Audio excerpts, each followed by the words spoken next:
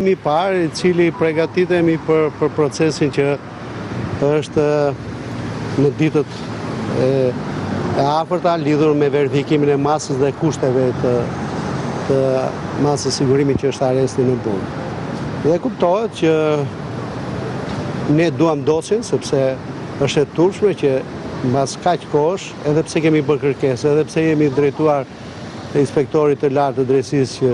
na është mohuar një drejt që na vjen dispozicion dosje, se pa dosje s'kemi si të ngrem dhe pretendime. Natyrisht, i mbrojtur prej me zoti Agazit pretendon që është jashtë çdo ngarkese juridike, për shkak sepse ai pretendon, dhe kjo është një fakt, që ai nuk ka prekur financat publike, sepse nuk është dhe nuk ka qenë asnjëherë në funksionet e autoriteteve që menaxhojnë financat publike, nuk ka hyrë as në tendera, nuk ka marrë pjesë. Kështu që pavarësisht se s'dua të ashtu media, por media e ka fryrë problemin, e ka zmadhuar dhe e ka vënë këtë në epiqendër të gjithë kësaj ngarkese dhe procesi të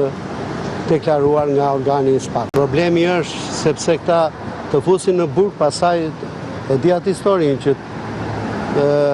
të marrin këtë, presin këmbën, pasaj ta numërojnë, i ke apo si ke dy këmbë. Kupton apo jo? Dhe kjo është një praktikë e vendosur që në fillim të fusin në burg, pasaj bëjnë hetimet. Ndërkohë që duhet jetë e kundërta, duhet të bëjnë hetimet,